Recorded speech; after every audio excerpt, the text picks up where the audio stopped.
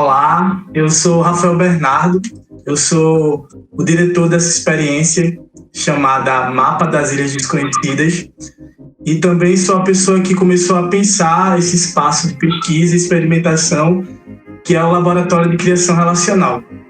E aí, esse impulso do Mapa das Ilhas Desconhecidas, ele nasceu, na verdade, bem no início da pandemia, né? Tava nessa situação de que a gente não tinha perspectiva de voltar a conviver normalmente, né, em espaços.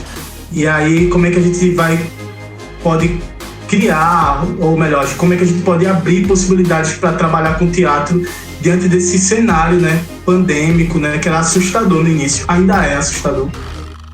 Mas acredito que hoje a gente consegue encontrar mais fácil que caminhos, que possibilidades a gente pode trabalhar, né? Um pedaço de terra envolto por água, um amontoado de terra isolado de outros amontoados de terra. Pensou em ilha? É essa a imagem que eu tenho de uma ilha. Eu sempre penso em isolamento, mas também sempre lembro dos arquipélagos. Vocês já ouviram falar da Sylvia Plath? Ela foi uma poetisa norte-americana muito intensa com as palavras e que se matou jovem ainda. Vocês acham que as definições de ilha que a gente conhece se aproximam deste sentido? Porque ela uma vez disse: me sinto ilhada em mim. Eu acho que se fincarmos o pensamento de isolamento, talvez sim, considerando as águas como emoções, a terra como corpo, penso que cabe sim.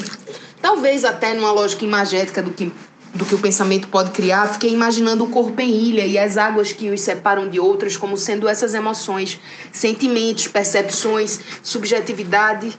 Os habitantes, então, virariam um conjunto de arquipélagos ilhados. E aí, aquele primeiro texto é uma conversa de WhatsApp que a gente transforma em texto de teatro, porque Rafael pergunta o que são ilhas para vocês, e a gente começa a responder e depois a gente compila aquilo e vira o primeiro texto inicial. Então, depois a gente tem essas provocações de que ilhas são essas, que ilhas são as nossas ilhas, e a gente vai construir e criar isso e apresentar uns para os outros, né? E muitas provocações de universos mesmo que podiam ser criados dentro desses grupos, né? E por isso chega nesse resultado, essa loucura, essa bagunça. Tô até nervosa. Tem um apartamento que tá com a torneira ligada, minha gente. Desde a tarde que tá com a torneira ligada, por isso que não tá subindo água pra ninguém. Ô, minha querida irmã, você tá onde? Você tá no térreo, é? É no térreo que você tá. E o pior, o apartamento tá fechado, tá sem chave. Vai ter que arrombar. Vai ter que arrombar. Arrombar, porque esse teto vai cair na cabeça de alguém. Aí eu quero ver como é que vai ser. Chega no processinho pra tu. E foi uma construção coletiva, de certa forma. Tem pedacinhos de coisas minhas em personagens de Annalice e João, e tem coisinhas deles também na personagem que era minha. E foi algo que veio com as discussões, né? Com as trocas, com as definições e as provocações de Rafa sobre o que seria uma ilha, como poderíamos ser, como nos enxergamos enquanto ilha, se cabe ou se não cabe essa associação diante de tudo, né, que a gente está vivendo, qual o papel das águas, qual é a constituição dessas ilhas. Então tudo isso foram provocações que foram tomando forma ao longo do processo. E se vocês estão aqui à procura de uma ilha, isso significa que vocês precisam usar forquilhas para procurar essa ilha. E a sensibilidade dos seus corpos. Pensando que a forquilha, na verdade, é uma antena. Uma antena que simboliza, que nos avisa que nosso corpo chegou perto de algum lugar que estamos procurando. E aí, assim, essa construção dessas cenas, dessas células, principalmente pensando essa ideia de ilha, especificamente para mim, foi para esse caminho mais de confusão, de estar perdido, sabe? E aí, para mim, ficou muito essa ideia de estar perdido, mesmo tendo um mapa, mesmo tendo um direcionamento, a gente se perde, né, assim. E tinha uma ideia de brincadeira com esse próprio cotidiano, às vezes na oficina ou no ensaio, se tinha interferência de Maria, da própria vida, né, assim. E às vezes a construção teatral ela não tem tanto isso, porque, sei lá, se você for para uma sala de ensaio, você não vai levar seu filho, você não vai levar sua casa, você leva no seu corpo, né? E nessa construção online, ou dessa ideia de como foi conduzida o trabalho, a gente de saída já traz a nossa casa, né? Assim, já traz as interferências que nossa casa causa, sabe? E aí eu não podia fugir disso, né?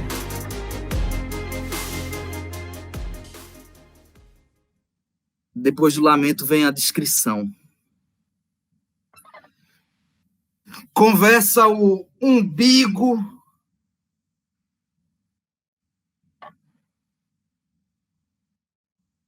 com a testa. Vão falar ao mesmo tempo. Pergunta, um mapa se desenha no futuro, é? O cotovelo, ele usa nada.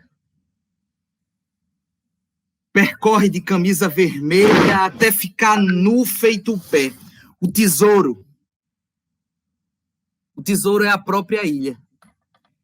Nem sempre a gente consegue ver o mar de onde a gente tá, né? Mas qual é o campo de visibilidade de vocês agora? O que vocês estão vendo agora? Qual é a linha de vocês nesse exato momento? Então é isso, o Mapas era sobre isso também. A gente soltava umas coisas assim e de repente, calma, peraí, me pegou. Eu fiquei aqui num lugar que eu não sei direito onde é que eu tô, sabe? Mas é porque é isso, é o desconhecido, né? É tentar mergulhar nesse mar que a gente não sabe onde é e convidar as pessoas a entrarem nessa mesma reflexão e traçarem o caminho delas. É mais sobre eles do que sobre a gente. O experimento ele nasce da relação. A partir desse encontro entre espectador e performer, espectador e artista, o produto, na realidade, é o que eles constroem juntos, né? Era muito legal quando a plateia comprava a história do condomínio. Meu Deus do céu, minha gente! Era a coisa mais linda do mundo, assim, porque daqui a pouco tava todo mundo morando naquele condomínio, de fato. Eu não sei agora bem de onde é que me veio essa ideia de a gente transformar essa cena através desse grupo do WhatsApp, sabe? Eu acho, inclusive, que a gente foi pioneiro nisso, assim, nessa experimentação, porque até então eu já tinha visto trabalhos que faziam uso do WhatsApp, né? Muito numa relação de um espectador para um artista, muito nessa relação, assim, de um para um. Mas aí a gente começa a experimentar nesse trabalho uma relação de comunidade nesse lugar do grupo do WhatsApp, sabe?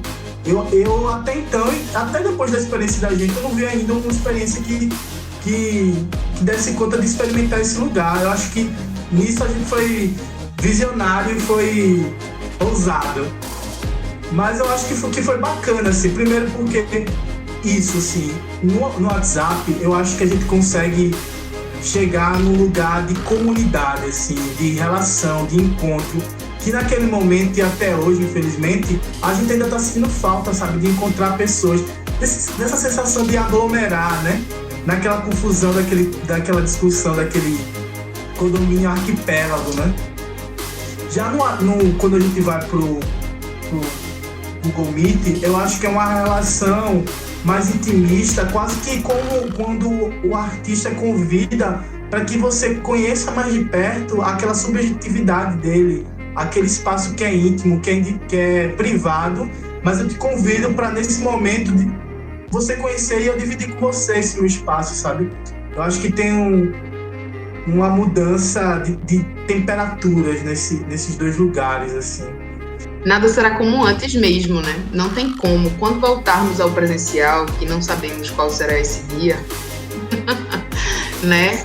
E ainda que não está no calendário ainda, não será como antes. As experiências elas vão ser atravessadas por essas tecnologias. Não tem como, não vai ter como mais a gente voltar a fazer as coisas como foi no início. As formas de produzir foram super influenciadas.